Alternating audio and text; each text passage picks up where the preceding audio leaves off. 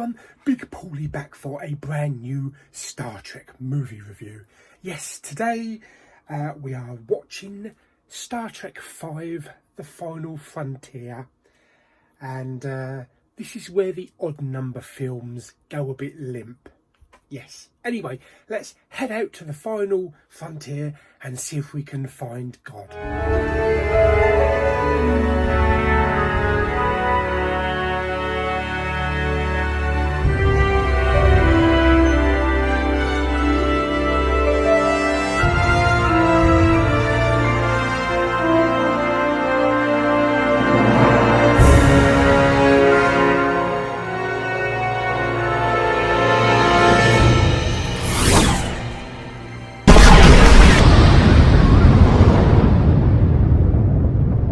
Okay, so Star Trek V, The Final Frontier, directed by William Shatner.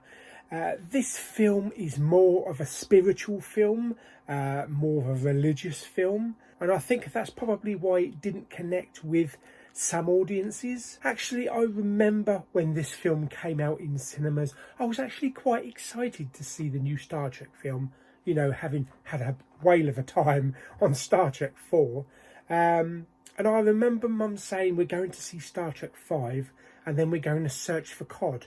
And I thought we were going to the chip shop. Okay, so Star Trek V starts out on this distant, deserted dump of a planet called Nimbus 3, the galactic outpost of peace, where this shadowy figure called Cybok is on an expedition to find the planet Shakari, which is at the centre of the galaxy. And he has this nifty power of taking people's pain away from them and then recruiting them for his mission. And then we meet up with Captain Kirk, who's attempting to free climb El Capitan in Yosemite National Park.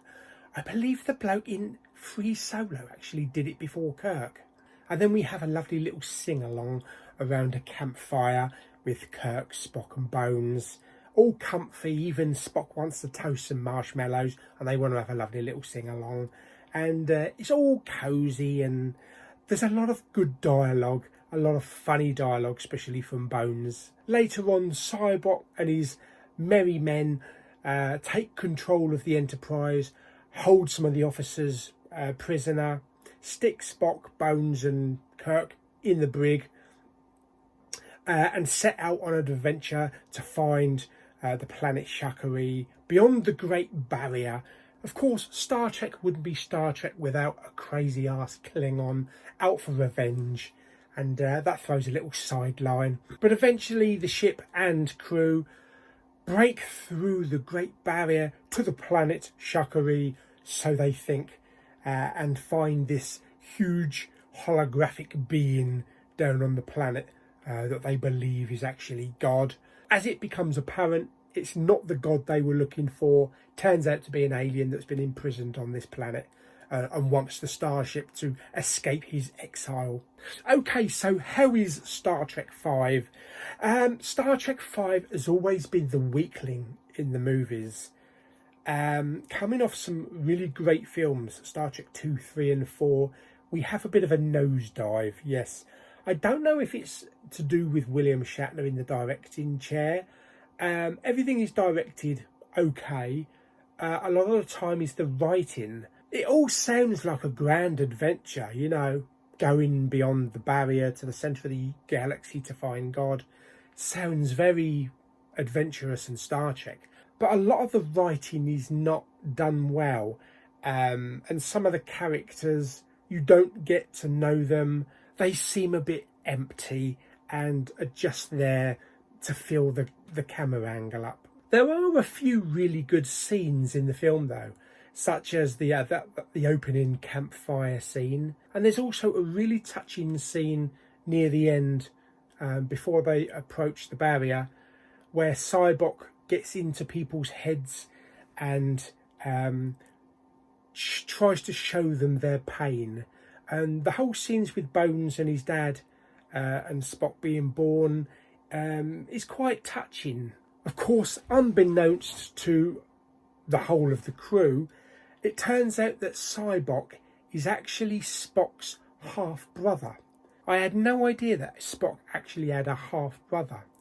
But then again, we never knew that Spock had a adopted human sister called Michael, which is a boy's name. And as little boy Spock and Michael were growing up, where was Cyborg?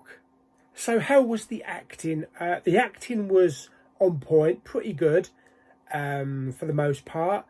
The crew doing their usual thing. We also get the addition of David Warner playing the Terran representative on Paradise City. Take me down to the Paradise City. Yes. And you also get there's a Klingon and also a Romulan as well. But all in all, the acting's pretty good. The guy who plays Cyborg, Spock's half-brother, is really good. Of course, the special effects actually let the film down again. Gone are Industrial Light and Magic Fry. I don't know why, whether they wanted to save budget. But the effects actually don't have the right effect. Doesn't look right. It's too clinical and artificial, some of the shots of the ships. I'll say that when you're drunk. There are some very noticeable green screen effects of like when Kirk falls off El Capitan and it's like he's on a bit of wire and they're just pulling him like that and just letting him drop. Pretty bad special effects. Also, when the three of them are in the turbo tube and Spock has the shoes on, the boots, and fires the thrusters. 1 minute they're all standing on Spock's feet. The next time you see them, they're just dangling mid-air, barely holding on to him. Some of the space shot scenes of blowing things up don't look right. It looks too artificial. So yeah, the special effects are not good in this film. How is the picture quality? The picture quality on most part is okay. Not as clean as Star Trek 4 or even the previous two.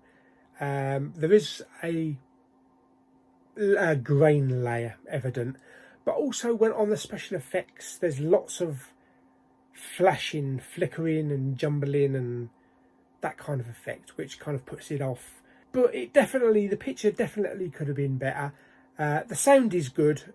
We have Jerry Goldsmith back with the familiar motion picture theme tune and the Next Generation theme tune, changing it up a little bit to reflect the religious and the spiritual side with some nice sweeping epic type music. So the sound's good. The sound is actually pretty solid. Good use of the fronts, loud bass of the subwoofer, and pretty good use of the surrounds as well, giving you a nice sense of being in the action. Okay, so how would I rate Star Trek V, The Final Frontier, on a scale of 1 to 10? I would give Star Trek V 6 false gods out of 10. Yes, as I said, it is one of the very weakest of the Star Trek films, probably the weakest.